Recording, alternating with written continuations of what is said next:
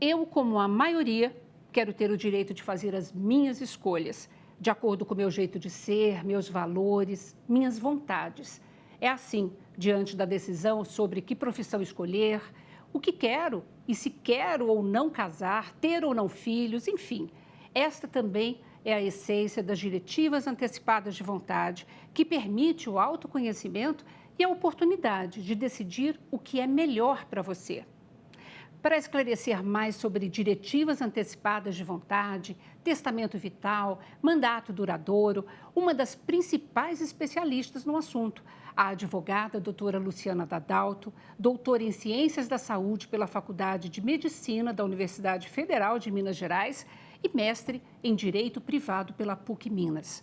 É um prazer, doutora Luciana, tê-la aqui conosco no programa. Bem-vinda, viu? Eu que agradeço pelo convite. É um prazer estar aqui com você. Acompanho seu trabalho já há muito tempo. E que bom que nós estamos podendo nos encontrar com um tema que nos une. Pelo menos virtualmente, né? No meio dessa pandemia, ainda estamos fazendo online, mas é uma oportunidade mesmo. A gente aqui em São Paulo e você aí em Minas Gerais. Isso, exatamente. Que bom. Bom, diretivas antecipadas de vontade. A primeira coisa que eu gostaria é que a senhora definisse para a população, afinal de contas, o que são essas diretivas. Então, diretivas antecipadas de vontade são documentos de manifestação prévia de vontade para cuidados de saúde. Então, diretivas não é um documento especificamente. Nós falamos em documentos de diretivas antecipadas de vontade, que nada mais é do que a ideia de que você faz aí você fez a abertura muito bem. A gente decide tanta coisa na nossa vida, né? E os documentos de diretivas antecipadas de vontade partem da ideia de que nós podemos vivenciar situações de saúde em que nós não estaremos lúcidos, nós não estaremos capazes para decidir sobre a nossa própria vida e sobre os nossos cuidados de saúde. Então, os documentos de diretivas antecipadas de vontade são documentos que permitem que nós, enquanto capazes, enquanto saudáveis, enquanto lúcidos, projetemos para o futuro como é que nós queremos ser cuidados quando determinadas situações acontecerem. Vamos falar dessas determinadas situações, então, né? Em geral, no Brasil, quando a gente fala de diretivas, a gente está falando de final de vida. Sim, em geral, no Brasil e no mundo, em geral, as diretivas, né, os documentos de diretivas referem-se a situações de doenças graves, incuráveis, porque a lei americana que traz o conceito dos documentos de diretivas foi feita e traz esse conceito dentro de uma ideia voltada para as discussões de fim de vida, que é uma lei de 1990, e, portanto, tem 30 anos. Então, nesses 30 anos, a gente já entende que é possível falar em documentos de diretivas para situações outras que não relacionadas às discussões de fim de vida. Mas, de uma forma geral, a população e mesmo a área médica, né, os profissionais de saúde e também do direito, acabam vinculando os documentos de diretivas antecipadas de vontade a situações de fim de vida. Eu gostaria que, se possível, então, que a gente falasse pelo menos dos dois documentos principais, né, que abordam a questão das diretivas. Testamento vital, o que é?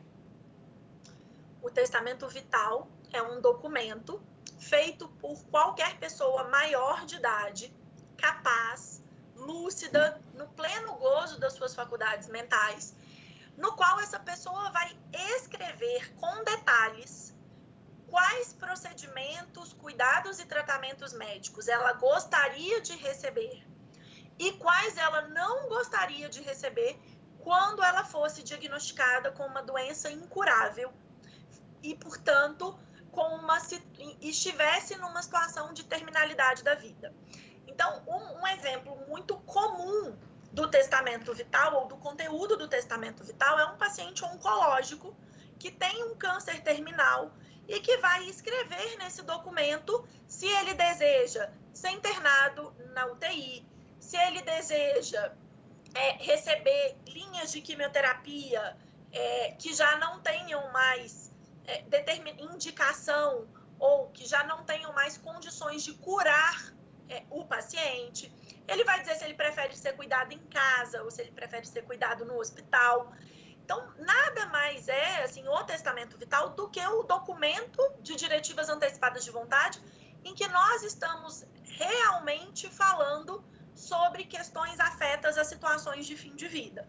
É bom lembrar que eu dei apenas um exemplo aqui sobre o paciente oncológico, mas nós também podemos falar de manifestações de vontade no testamento vital, de situações, por exemplo, de estado vegetativo persistente, doenças neurodegenerativas, como a esclerose lateral amiotrófica, o mal de Parkinson e etc.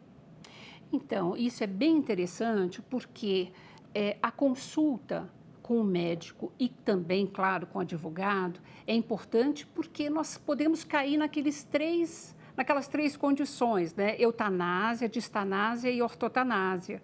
Né? E tem, por exemplo, questões que eu posso escrever no meu testamento vital e que pode ferir a ética médica. Né? Então, não é qualquer coisa que eu posso escrever lá no meu testamento que será respeitada, não é assim? Porque a distanásia é proibida ainda no Brasil. Sim, pois é, a gente tem, assim, realmente, primeira coisa que antes da gente falar desses conceitos, assim, eu acho que uma coisa que é preciso ficar claro é, assim, o leigo, por mais que ele conheça, ou que ele leia, ou que ele se interesse pelas discussões de fim de vida, ele não tem conhecimento técnico específico para saber se ele aceitaria ou não uma traqueostomia, por exemplo, ou uma sedação paliativa, ou um procedimento de extubação paliativa. Tudo isso é muito técnico. Por isso, é extremamente importante que antes de pensar em fazer um testamento vital, se procure, a pessoa procure um profissional de saúde, que não adianta ser qualquer profissional de saúde, precisa ser um profissional de saúde que conheça as discussões, que conheça o que pode e o que não pode ser previsto no testamento vital. E aí a gente tem um outro viés, né, ou um outro profissional que valeria a pena ser consultado, que é o advogado, para evitar que o paciente escreva no testamento vital disposições que são ilegais. Perfeito. Por exemplo, um pedido de eutanásia, ou, como você disse, o pedido de distanásia. Nós não temos no Brasil uma lei nem sobre eutanásia específica e nem sobre distanásia, mas existe uma interpretação de que esses procedimentos que visam abreviar a vida do paciente ou prolongar a vida do paciente são ilícitos, são inconstitucionais e, portanto, é interessante essa busca por um advogado que conheça o tema. Mas é bom lembrar que nós não temos uma regulamentação de diretivas antecipadas no Brasil. A gente não tem lei sobre o tema. E, por isso, não existe forma prescrita, não existe nenhuma forma obrigatória. Então, quando a gente fala em consultar um advogado, em consultar um profissional de saúde, nós estamos, nesse momento, dando conselhos, né? Falando o que seria importante, mas nada disso é obrigatório. Mas o próprio Conselho Federal de Medicina, em 95, se não me engano, 2012. A resolução é a 1995. De 2012. Ajuda nesse processo, né? O Conselho Federal de Medicina, ele ajuda no processo com o médico, né? Porque a resolução é uma resolução voltada para médicos. E a gente sabe que as discussões sobre fim de vida envolvem uma gama de profissionais que não são apenas médicos. E nós temos ainda, né, assim, eles têm várias críticas à resolução do Conselho Federal de Medicina. O Conselho Federal de Medicina, ele não usa termos muito prescritivos, então é possível uma interpretação, e é isso que acontece na prática hoje ainda, de muitos médicos que leem a resolução e falam, não está escrito que eu sou obrigado a seguir a vontade do paciente, está escrito que eu tenho que levar essa vontade em consideração. Então, a resolução por si só, ela ajuda bastante, mas ela não resolve os problemas da ausência de norma no Brasil. Mas pela sua experiência, doutora, o que a gente acaba lendo e acompanhando, pelo menos em São Paulo, é que muitos desses médicos têm acolhido a vontade do paciente, né? Pela sua experiência, ainda há muita controvérsia nesse sentido? Sim, na minha experiência é exatamente o contrário. Tá. O número de profissionais que ainda descumprem a vontade do paciente é muito grande. E isso acontece, Olina, porque no mundo inteiro a gente já sabe que não é o documento que é o mais importante.